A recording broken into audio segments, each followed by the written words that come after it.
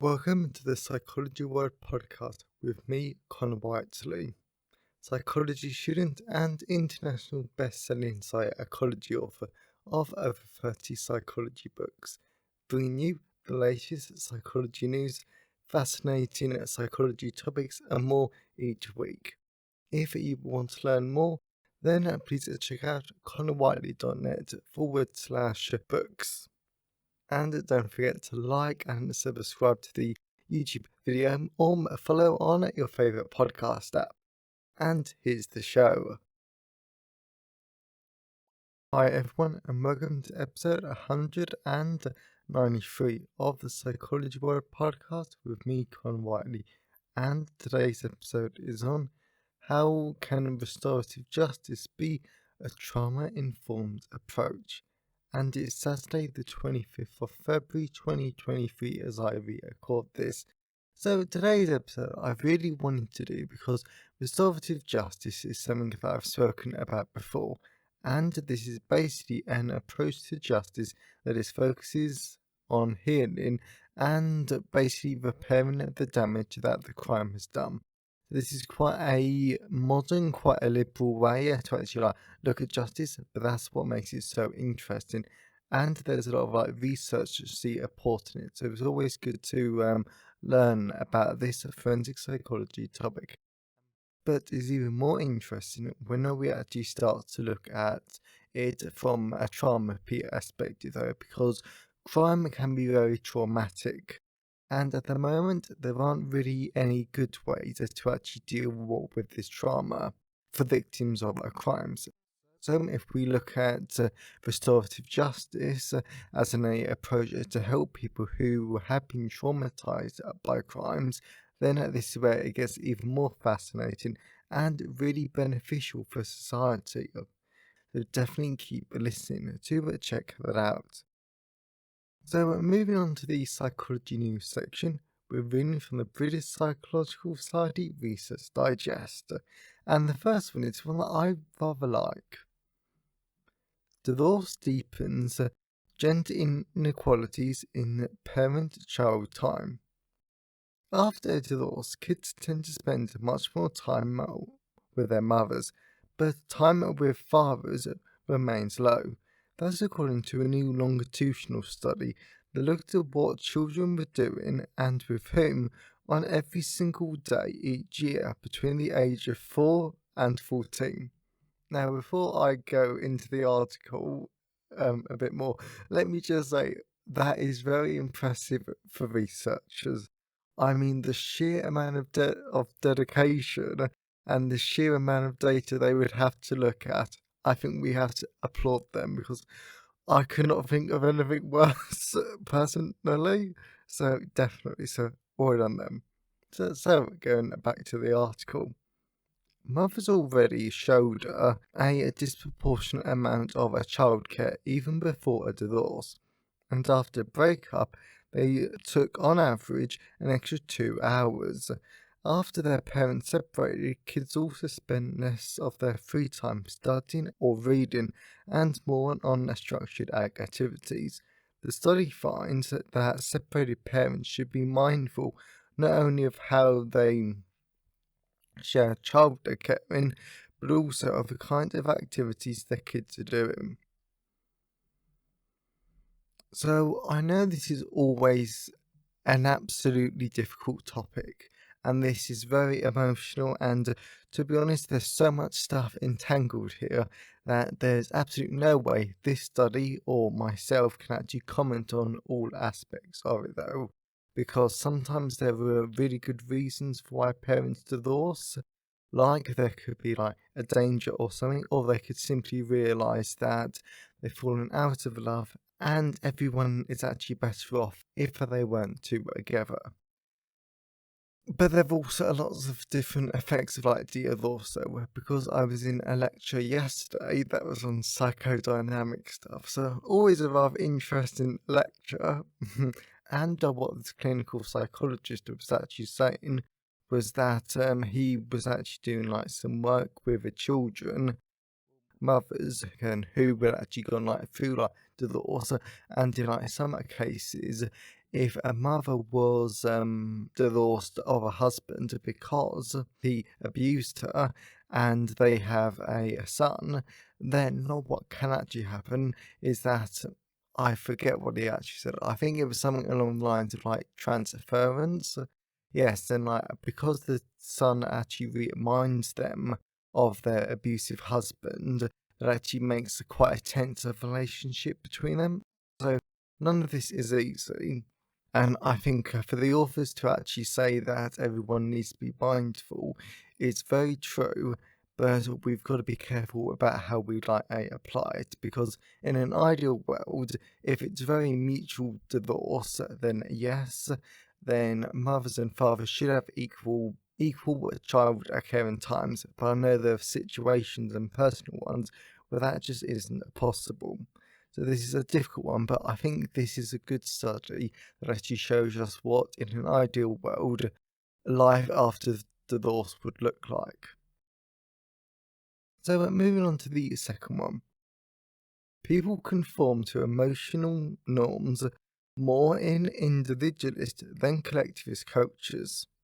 Oh, okay, now that actually is quite interesting. It's generally assumed that people will adhere more to social norms in collectivist cultures, which emphasize the importance of the group over the individual, than in more individualistic cultures. But a recent study found a striking exception to this. People who live in individualistic cultures stick more closely to their culture's emotion norms, the social norms dictating which emotions are most acceptable or desirable. And on the face of it, the reason why this seat applies to me is because of what the article said. Because in like collectivist cultures, it's a very much everyone needs to stick to social norms because it's what's better for the group, and what's better for the group trumps what's better for you as an individual. But I guess then it makes perfect logical sense though for why this is the case, especially when it comes to emotion norms, because if we think about when like someone dies, everyone knows that the reaction that you're meant to have is that you're meant to be sad, you're meant to be stricken, you're meant to be struck with grief and stuff like that. But I also suppose that when it comes to collectivist cultures, that's all well and good. But if you're grief and if you're sad, and if that not so much threatens, but if it damages the collectivist nature of the groups, then that doesn't help the group. So it's an interesting finding with possibly a lot of implications. And the last one is one that I really do like because of something I'm doing it for my birthday. On The Psychologist, humans remains in the courtroom. Cutting-edge technology has changed the way forensic science is presented in the courtroom.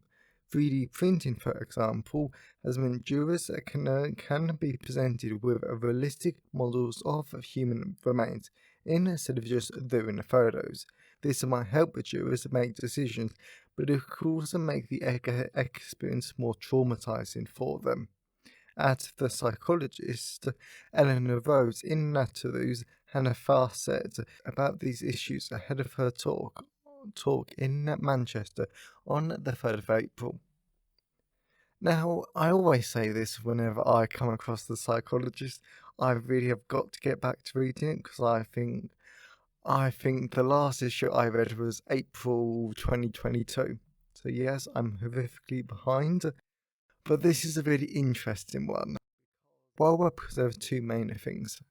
Yeah, but like I think so. Well, because the first one is that for my birthday, I'm actually going to what's known as the post-mortem live, but which is basically a live post-mortem, which is where you actually get to like dissect organs, that you actually get to see how a real autopsy is done. And this I'm just so excited about because, come on, who can say that they've actually got post-mortem eclat experience?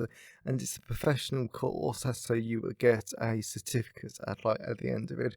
And it's just it really is going to be like a lot of fun. Yeah, but I found that work. But the second thing is that something in today's episode that we actually talk about is about how over traumatic the criminal justice system can actually be for victims. But now, if we flip it on its head, I wonder how traumatic the criminal justice system can be for jurors. Was that something that I've not seen research on? There probably is one or two studies, but it's not definitely a mainstream topic. But if this more graphic form of presenting evidence actually becomes dominant, I wonder will we get to a point where people don't want to become jurors because it could be traumatic? And that would have really rather fascinating implications. So, but that's enough of the psychology news section. So let's move on to the person update. So we're moving on to the person update. There's actually not a lot that I actually want to talk about. This week was just so chaotic.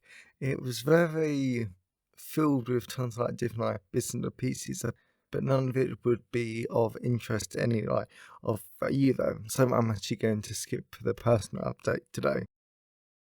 So as always, I always love to hear your thoughts and feelings on today's episode. So you can always email me, connorwhiteley@connorwhiteley.net. You can always leave a comment at the show notes at connorwhiteley.net/podcast. And you can always tweet me on Twitter at sci-fi or leave a comment on the Facebook post at Connor Whiteley, psychology author. I always love to hear from all of you because it really helps make the podcast feel more like a conversation. And today's episode has been sponsored by forensic psychology. So the reason why this is a great sponsor for today's episode is because this book really does help you to get a deeper understanding about what suffering a crime is actually like for victims. For example, victimology, secondary victimization, and to basically explores a lot more about what we actually look at in today's episode, especially when it comes to how is the criminal justice system rather traumatic for the victims, and basically the people that the criminal justice system is actually meant to serve and protect.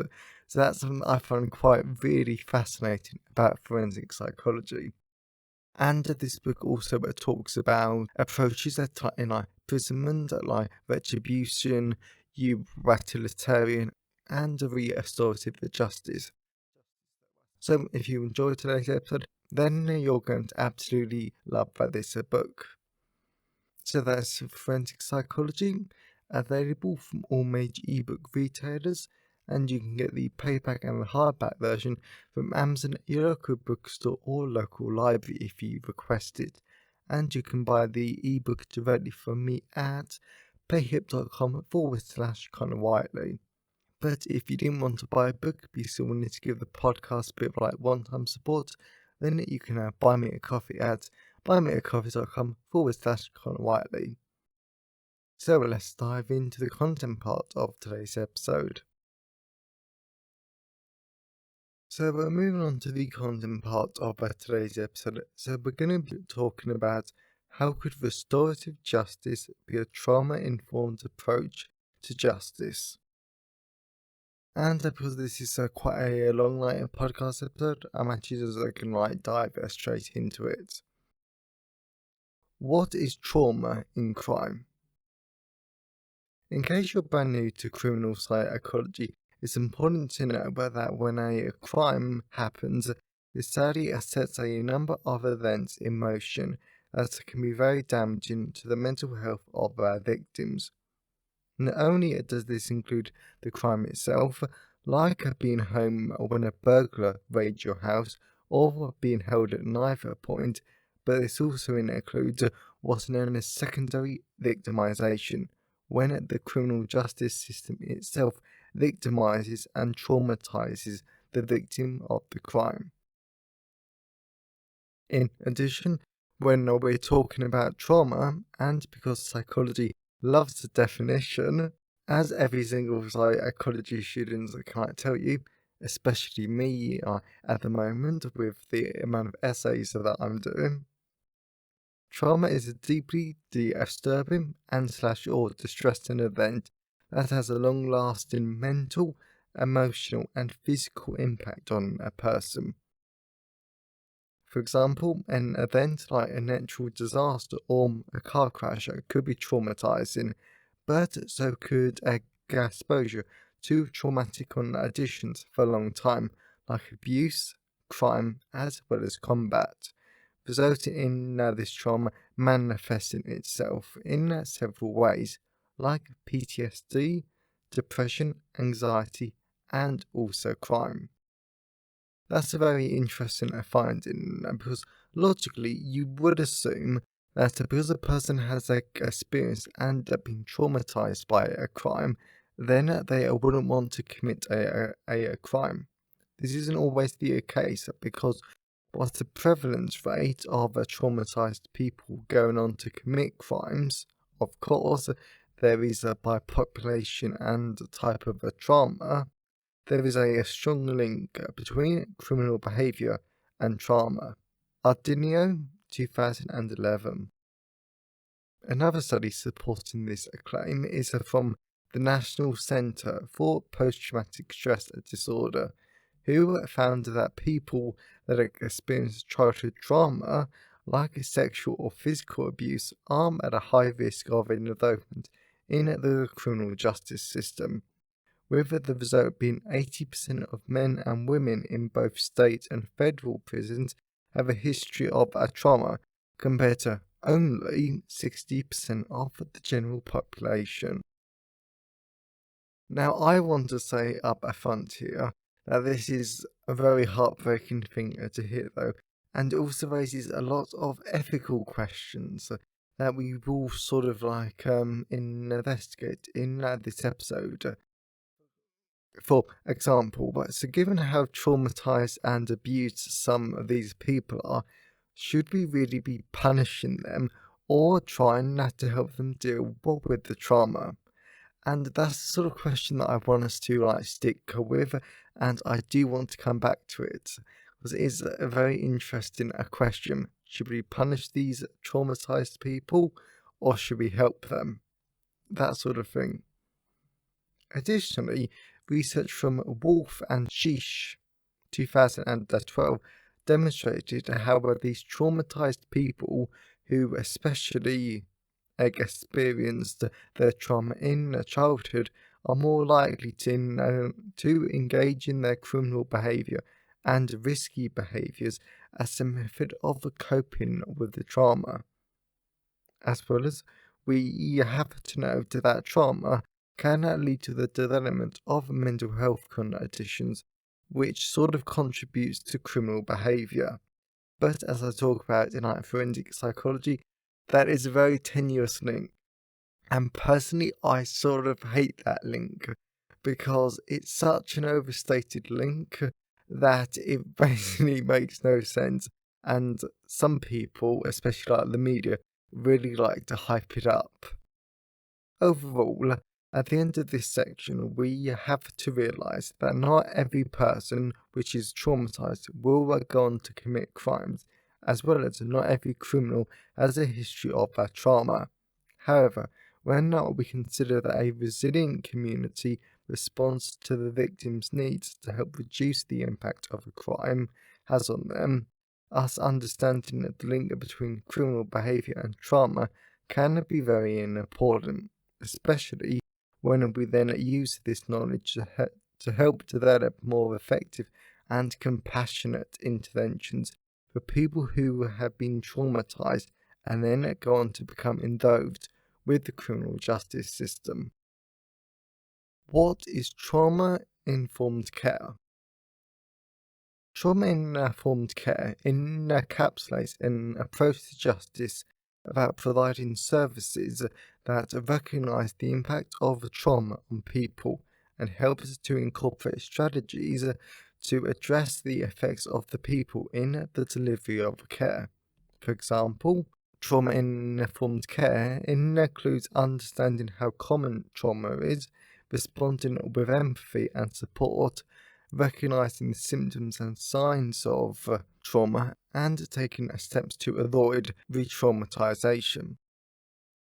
Thankfully, this type of care is used across a wide range of settings like social services, healthcare, education, and the criminal justice system. Personally, I really like this idea because when it comes to people that have actually gone through hell and that go on to commit crimes, I just can't see how it's right not to take the trauma into account in at least some fashion, especially when the research says that this type of care works. How the current justice system traumatizes people. So, I've mentioned a few times in this episode about how the criminal justice system leads to victims becoming traumatized, even if the crime itself wasn't traumatizing. This is down to a number of factors that we'll look at now. Firstly, the process of reporting a crime, facing the offender during a trial, actually going through the trial process, and more can all be re-traumatizing for the victim, especially when they aren't provided with good resources and support in the first place. Secondly, in the justice system, there seems to be a massive problem with a lack of sensitivity.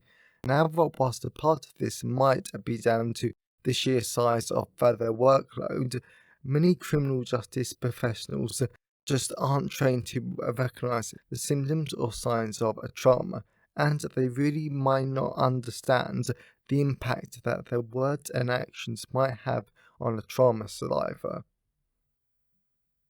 Thirdly, and this is hardly a shocker for any of the long-time listeners of the podcast, but there is a sheer lack of mental health care for people with trauma-related mental health conditions, especially when they're in a criminal justice system, either as a victim or criminal, and this only leads to an increased risk of reoffending and the continuing of their trauma.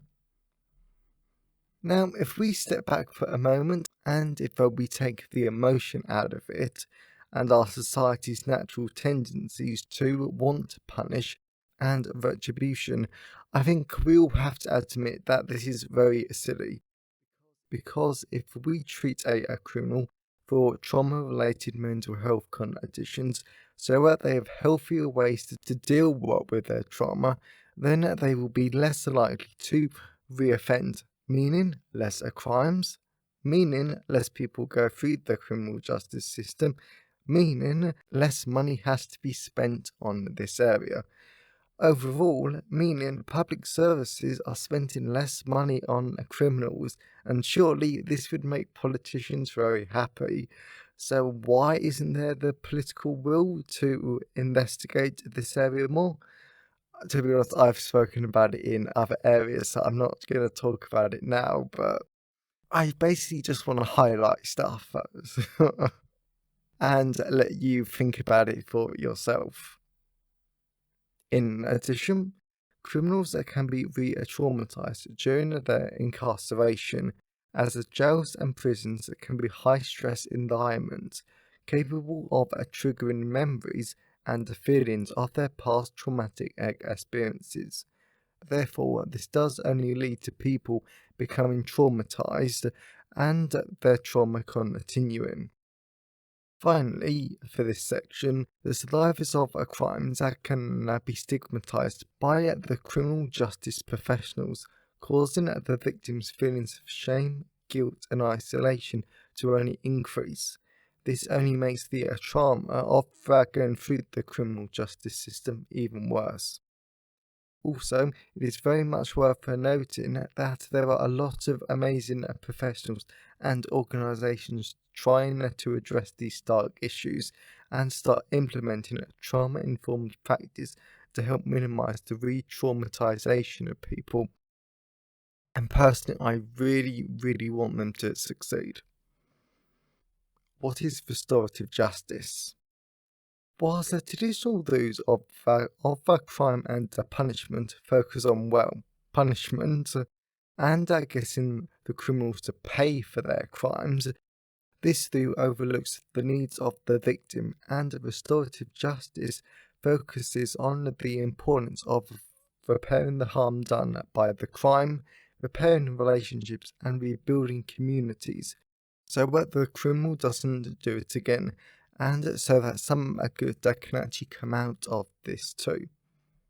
This is done by bringing the criminal and the victim together in a restorative conference, and they discuss the impact of the crime so that they can work towards a resolution that addresses the needs of all parties. And most importantly, in my opinion, unlike traditional views of crime, restorative justice is victim focused, resulting in research finding victims in these cases are more satisfied with the outcome, and they feel validated, heard, and have a greater sense of healing and closure. Latimer and al. 2005, Strang and al. 2013. Also, restorative justice can result in community services from an offender, restitution, and other forms of repatriation instead of going to prison and court trials. However, it is important to note that not all victims are suitable or even willing to take part in restorative justice. And this is something I really do understand, because some crimes are just not suitable for this format, and I don't even think that I would be willing to actually talk with or listen to the needs of an offender, especially if the offender has attacked me, murdered someone I loved, or abused me.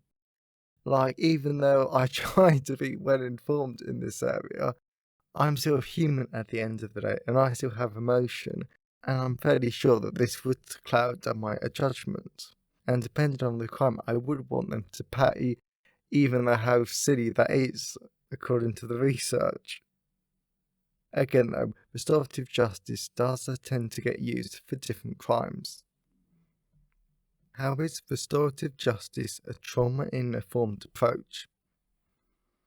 Now, restorative justice can be used as a trauma-informed approach, because we can use it to recognize the impact of a trauma on both the offender and the victim, and address the effects of the trauma by restoring the harm and repairing relationships in the Restorative Justice Conference. This is done by focusing on the traumatic impact and formulating preventative strategies as a result. In addition, if we want to roll this out wider and make this sort of thing a standard for criminal justice, the process would have to involve an understanding of how common a trauma is, recognition of the signs and symptoms of a trauma, how to respond with support and empathy, as well as an understanding of how well we take steps to avoid re-traumatization. Moreover, when it comes to victims, a restorative justice process that is trauma-informed would have to create a safe and a supportive space for them, where they could share their feelings, needs, and experience, along with the knowledge of resources and support for them to heal from their awful trauma.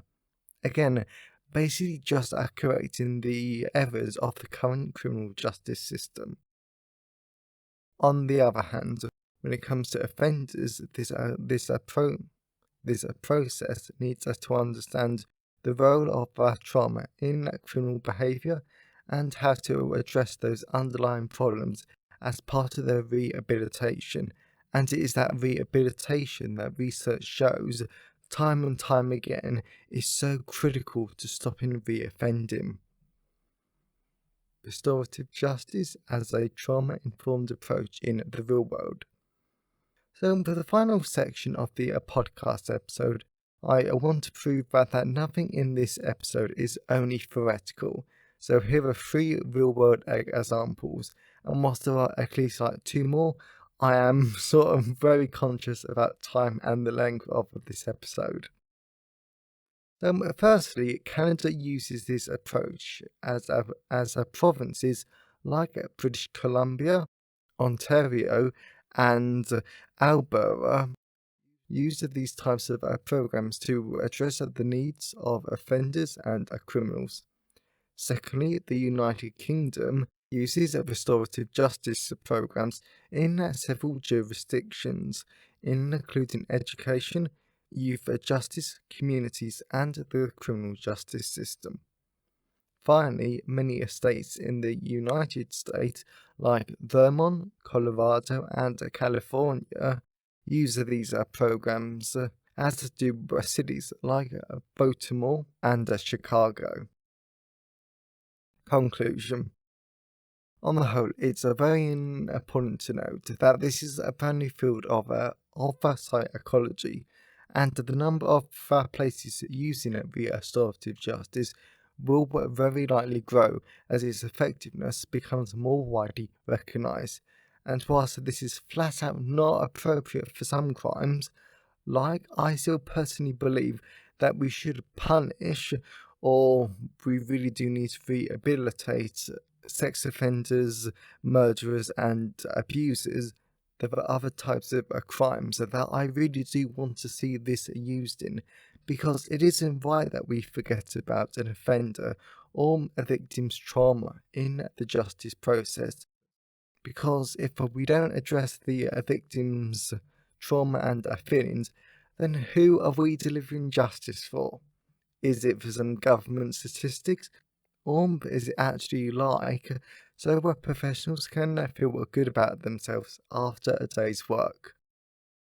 If we dismiss and don't care about the trauma and how traumatized the victims are, then I am not ashamed to say that justice is failing the victim, the very person the criminal justice system is meant to be serving. So I really hope that you enjoyed today's episode and that you got something out of it. This was a great episode that did look at a lot of questions, and I definitely think for all of us this does have a lot of food for thought. And if you know someone who enjoyed today's episode, then please share it with them.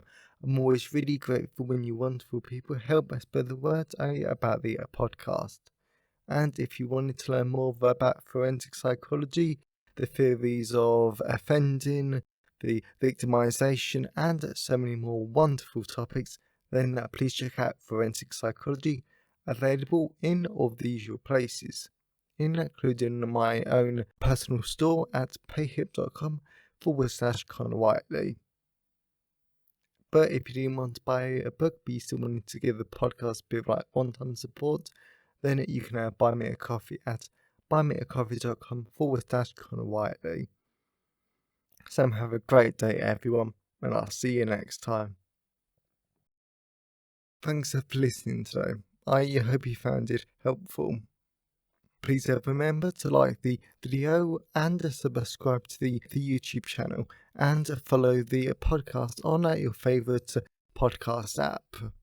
And if you wanted to learn more, then please check out the backlist of the podcast episodes or my books at conwhiteley.net. So have a great day, and I'll see you next time.